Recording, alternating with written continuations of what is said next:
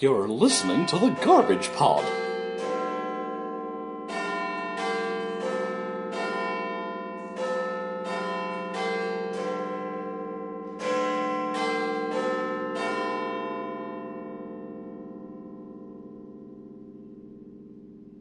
Hello everybody, welcome to the Garbage Pod for the first day of 2013. That's right, it's New Year's Day. Hope you had a great Christmas and I hope Santa brought you everything that you wanted. It's going to be a little bit of a hodgepodge show today. All will be revealed as we go along. Firstly, I'd like to point out about some changes to the Garbage Pod website, mainly on the Garbage Pod shows page. You may have noticed if you do visit the website that the two separate pages have disappeared, one for Garbage Pod shows and one for TGP extras. Well, I've actually condensed them into one page, but I've made it actually easier for people to find the podcast that they want to listen to. For example, I have archived all of the podcasts in date order, so you can find them that way.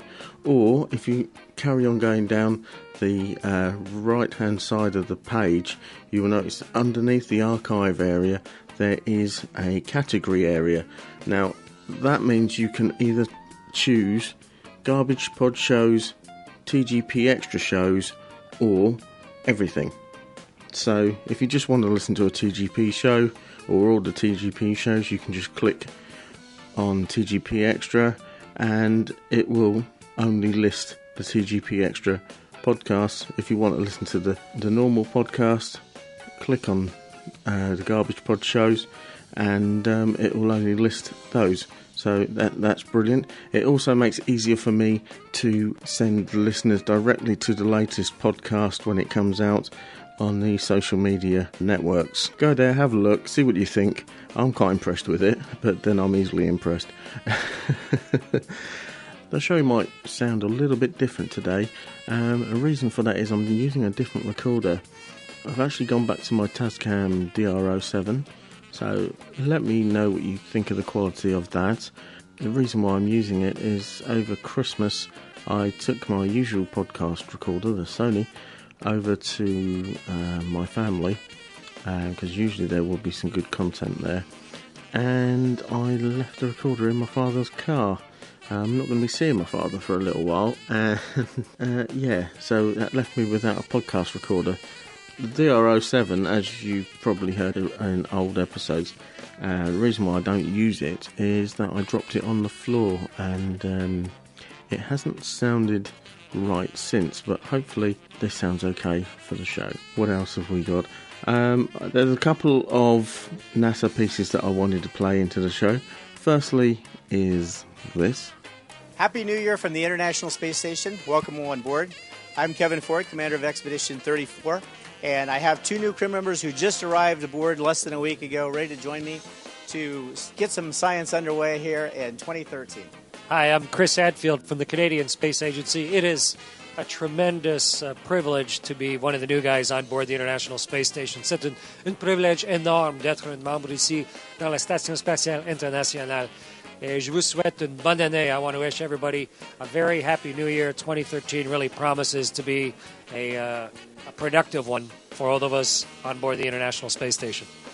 Looking forward to the new year with hundreds of experiments still ongoing here on the space station, developing new materials, new devices that are more smarter, lighter, more capable, and with commercial partners that will be joining us in this great endeavor. So, Happy New Year, so Novum Godum. Happy New Year! So that was the new members of the crew of the ISS, the International Space Station, wishing you all a Happy New Year. The second piece I wanted to play is, well, as it's New Year's Day, it's got a party atmosphere, so I thought I'd play in this piece from NASA Johnson. And this is called NASA Johnson Style, and it's based around Psy's Gangnam Style. Let's see what you think.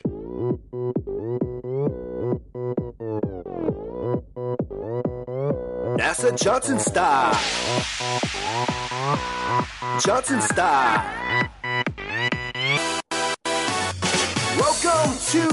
NASA's Johnson Space Center. We are coming in hot, so don't burn up as we enter. We do science every day that affects your daily life. Throw them up for manned space flight. Science everywhere as we engineer the marvels that fly through the air and take us way beyond Earth's level. Science everywhere because we engineer the marvels that fly through the air, flies us through the air. Control the mission out of Johnson.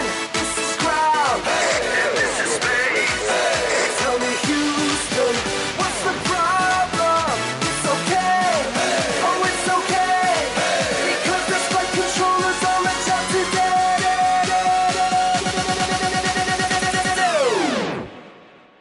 NASA Johnson style. Johnson style. NASA Johnson style. Johnson style. NASA Johnson style. Hey, Science Navy.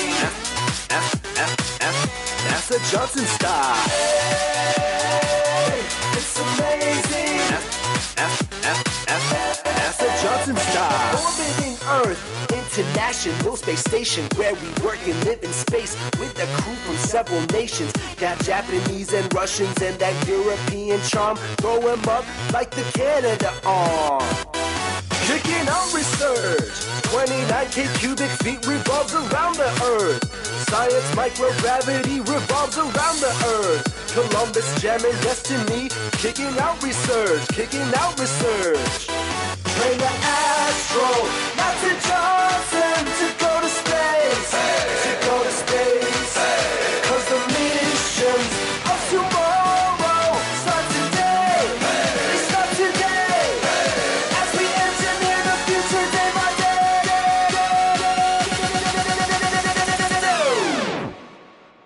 NASA Johnson style. Johnson style. NASA Johnson style. Johnson style. NASA Johnson style. Hey, Science Navy. NASA Johnson style. Hey, it's amazing. NASA Johnson style. Ryan Moore. SLS and PCV, we cannot feel the floor. Cause the lack of gravity, the destinations are an asteroid, Mars, or the moon. We are blasting off, start the countdown soon. Ignition sequence start. 6, 5, 4, 3, 2, 1. Hey, Science Navy. NASA Johnson style. Hey, it's amazing. NASA Johnson style.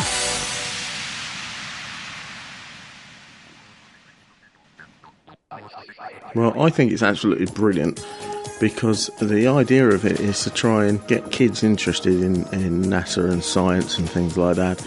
And what about a better way to do it?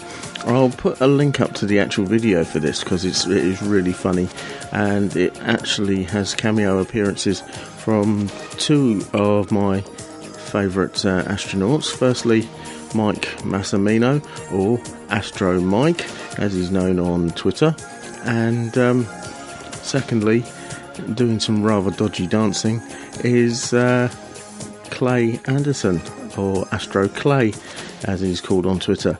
Yeah, take a look on the website, on the show notes, and there'll be a link to the video there. Now we come to the main part of the show. Well, if you're a regular listener to the show and you heard the Christmas episode of the Garbage Pod, you will know that we had a couple of special guests on the show, and well, what you heard on the show was edited down. There was a lot of content recorded during that session, and there was so much that we didn't actually use on that bit of the show.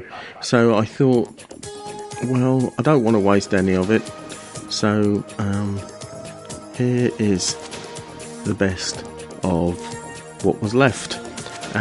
Some of it we have had to edit out because couldn't really broadcast it, but you can understand that.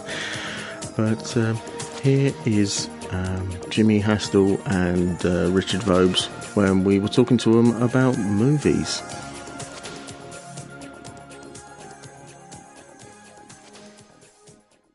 My mother told me, Richard, it's all repeats. It's all old stuff on the telly at Christmas. All repeats. It always repeats, Mum. Oh, I don't like it. It's from Monty Python, I'm not quite sure. She used to play a part there, didn't she? Yeah. So what DVDs have you got lined up? I haven't actually got a list, so I'm just going to randomly pick one off my extensive pile. And have you got a firm favourite that you like to watch, though, John? Or oh yeah, carry on. Sorry. I don't know. Probably the Mummy trilogy. You're spending Christmas alone? Oh, wait a minute, you said it then. What did you say? The Mummy trilogy. You know, the Mummy Returns, and Mummy, where's my mummy? Mummy! Yeah, Mummy, where's my daddy? Oh yes, the Mummy trilogy. It's funny, I like the first one, but the first one's got that big London red bus where they drive around in, don't they?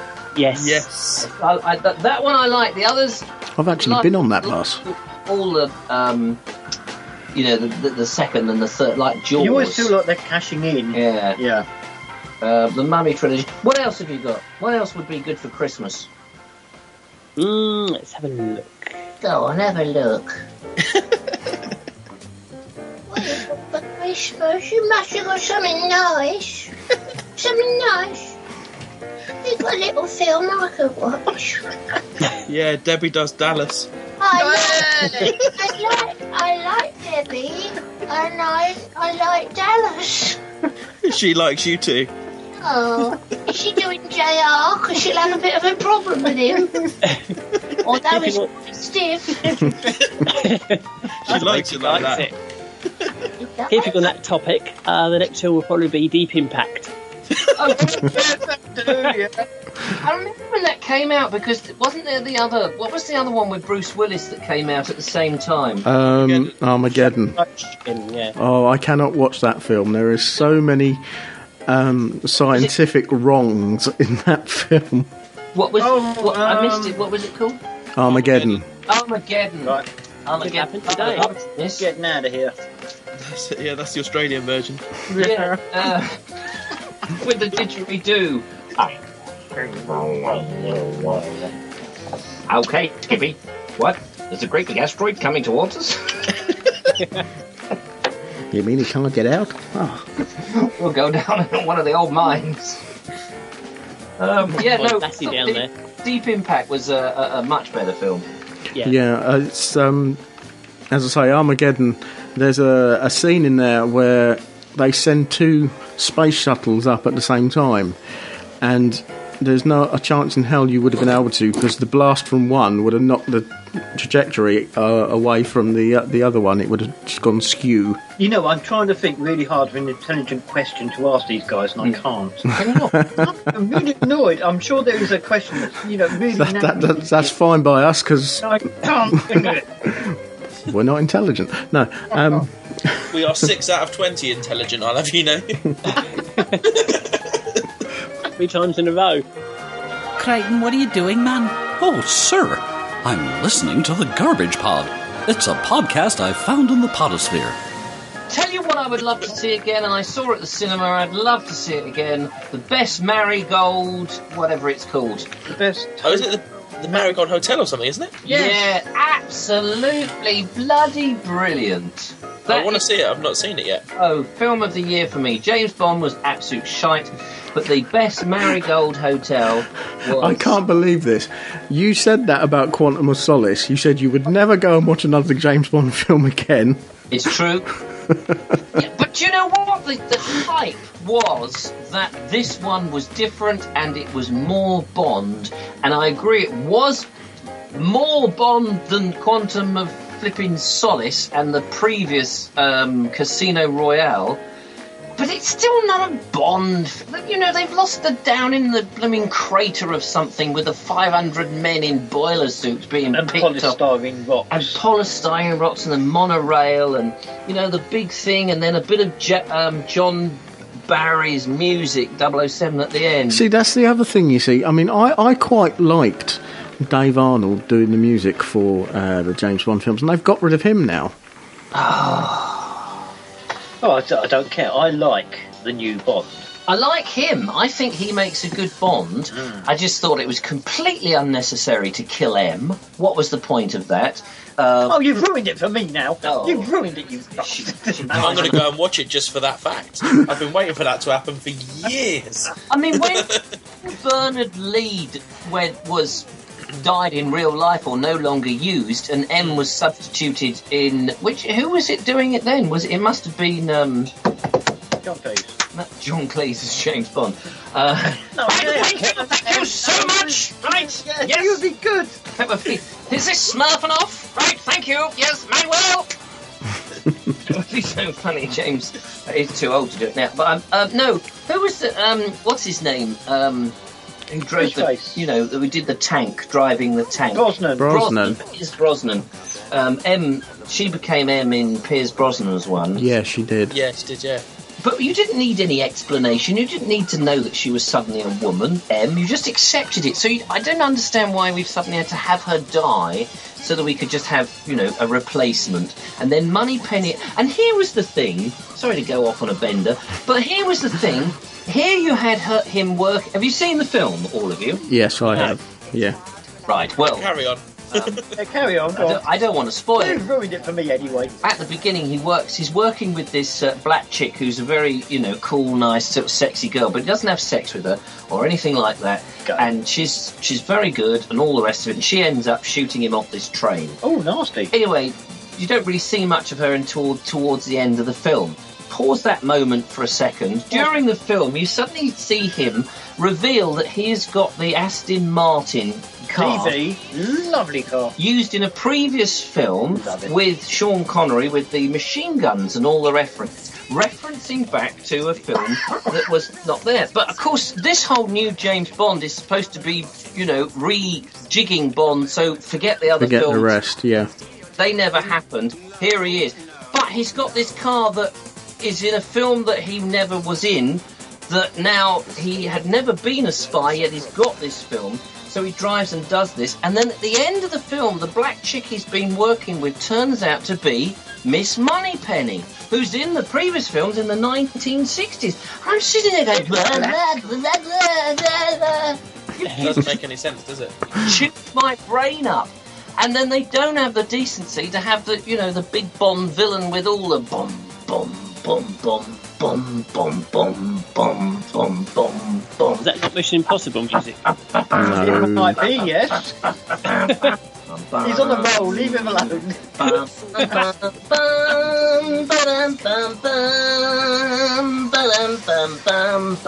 I think he's gone back to Dr. No. And it's it's called 007, that piece of music by James Barry. There you go. And it's used in a hell of a lot of the Bond films, and it came, and of course the original sort of that one, they kind of sort of semi-used. It's not part of the Bond franchise. I'm very right. This is a man who actually likes The Spy Who Shagged Me. The Spy Who Shagged Me and that whole. I wish Mike Myers would make another one. He's supposed to be. He's supposed to be writing something. Actually, hurry up and bloody write it and shoot the sonny thing. You need one. The one with Goldmember was a good one. I really like that one. I loved the one because they used it at least in two where they used the silhouette stuff, didn't they? One in the tent and one behind in the medical room. Right, yeah. Oh yeah, absolutely, yeah. That's a classic Carry On stuff, that is. Yeah, I mean it's all the old jokes, isn't it? But they work. I remember I had a very big aversion to actually think, because I saw a trailer for it and I thought it was absolute rubbish from the trailer. and I didn't get it. And then my kids had it on, and I came into the room, and they were watching it one day, and I was so gutted that they liked it. And I had made this assumption, stupidly, from the trailer I had seen, and I was going, oh no, you're not watching this rubbish, are you? And as I lingered in the room longer, I suddenly realised it wasn't what I thought it was, and actually it was really good. And I had to leave the room and said, I can't watch anymore because I want to watch this from the beginning. And when I did, I loved it. It was a very Christmas film. That's the Christmas film. It wasn't actually given a good write-up when it first came out, the original International Man of Mystery. But it got a kind of a cult status to it, and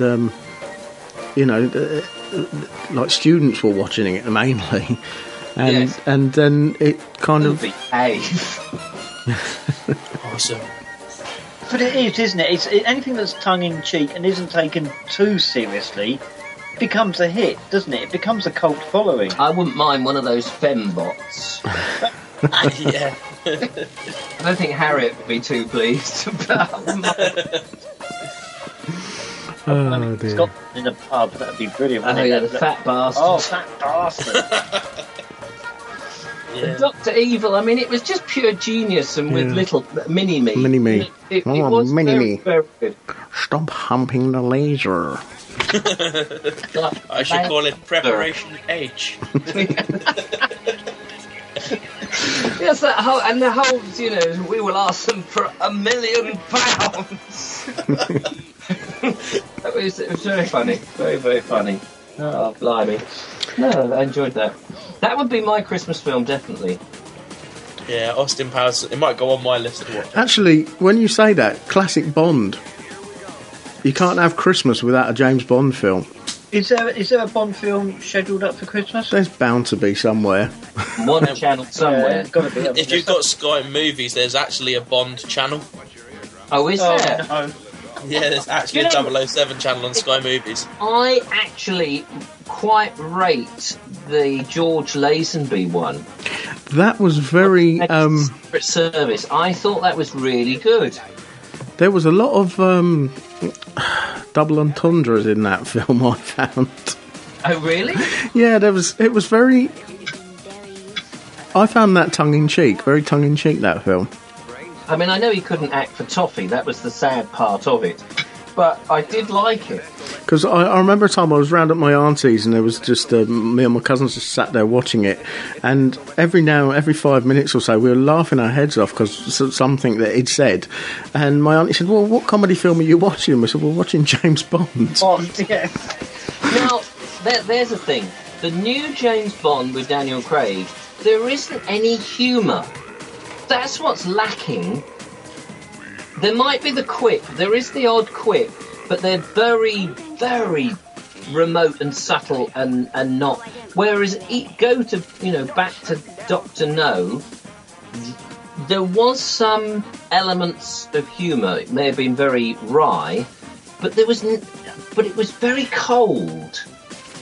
Yeah, I think it's because of they're trying to base it too much on the novels, where Bond wasn't a particularly nice guy in the books.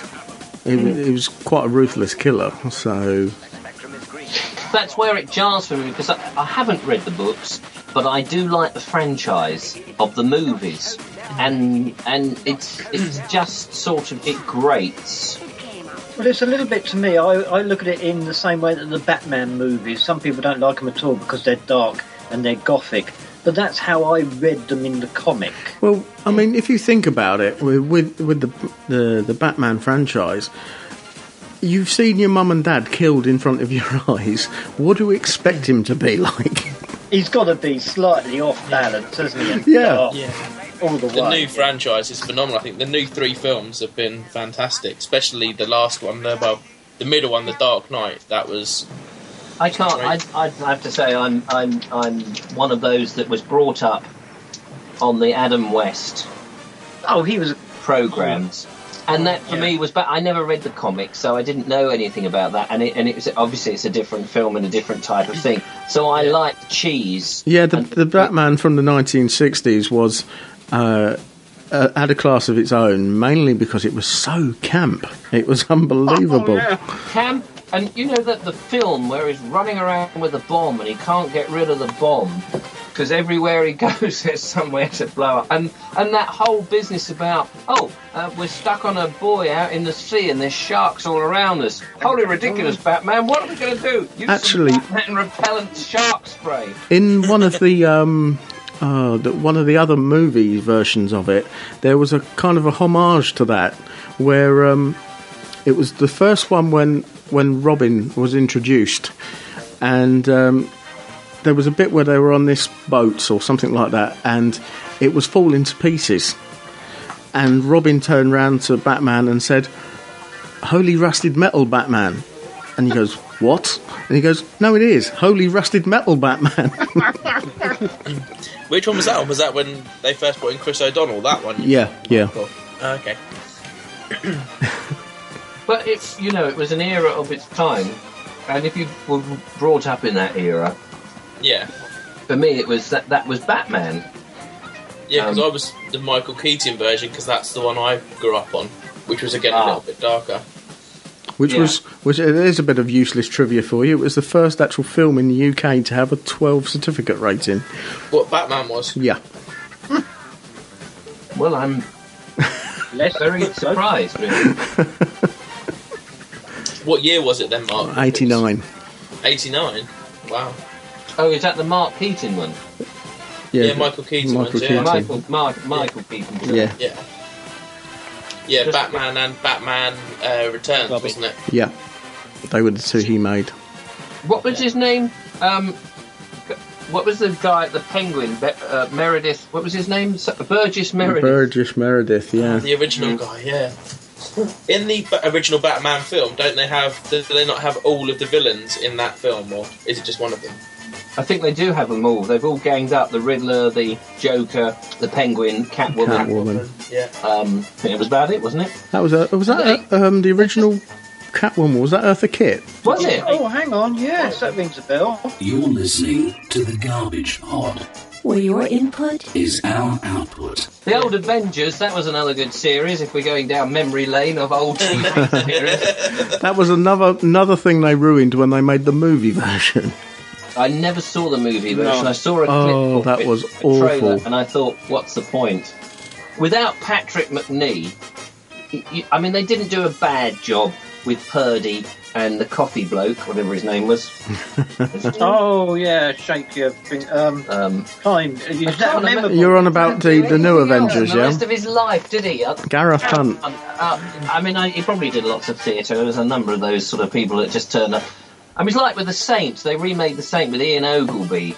Well, I liked that because it was so cheesy.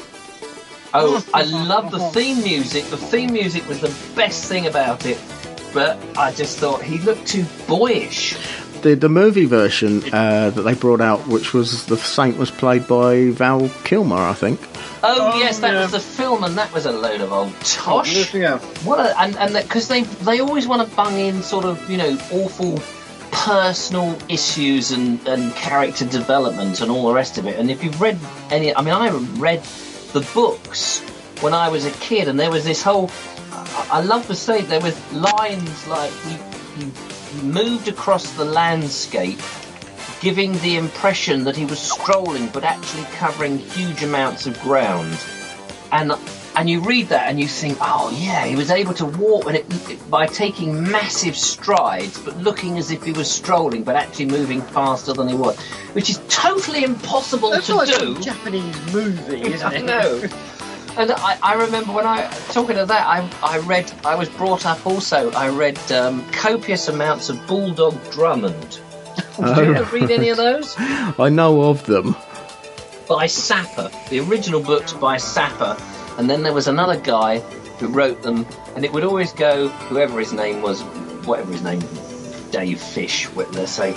It wasn't local Dave Fish, but whatever his name. Gerald Furley, that was his name. Gerald Furley. Gerald Furley after Sapper, he used to say. And of course, as a kid, I thought, it's like after supper. Sapper was somebody in the military, wasn't he? He was in the First World War. Military person, yes, a sapper. But this question come up on University Challenge the other day as to what one part of the army calls a private. Oh, is that what it? And that's a sapper. It's none of your business. But Hugh Drummond was this big bloke, ugly bloke, and he was able to walk through these houses, creeping along, absolutely silently, because he'd learnt these skills in no man's land during the First World War. And it was you could go, oh yeah, I can believe that, not knowing what it was like in the First World War as a sort of 15-year-old boy, sappering even up these stories. It was absolutely brilliant. I loved all that. What books did you read when you was a kid, Mark? Oh, I read so many. The Willard Price books I used to like a lot. The African Adventure and the Underwater Adventure and this, that and the other.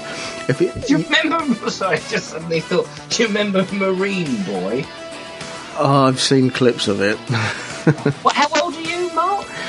I will be 40 next year. It's young. Yeah. So there's 10 years difference. Marine Boy. Oh,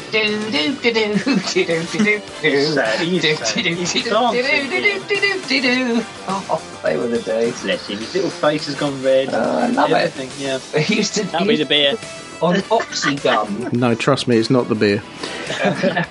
Oxygum. Used to be great. Bring it back up the Thunderbirds. At least I know that. Oh, don't you remember Marine Boy? Oh, Peter Cook and Dudley Moore. What was that thing they did that was based around Jerry Anderson's Super Wonder Car thingy, whatever it was called? Yeah, Supercar. No, well, it was based around that, but it was a spoof that Pete and Dud did, and it was so funny. I love Pete and Dud. They were brilliant in many levels. Yeah, sort of stuff that we cannot actually repeat on the air. I'll be downloading it later tonight.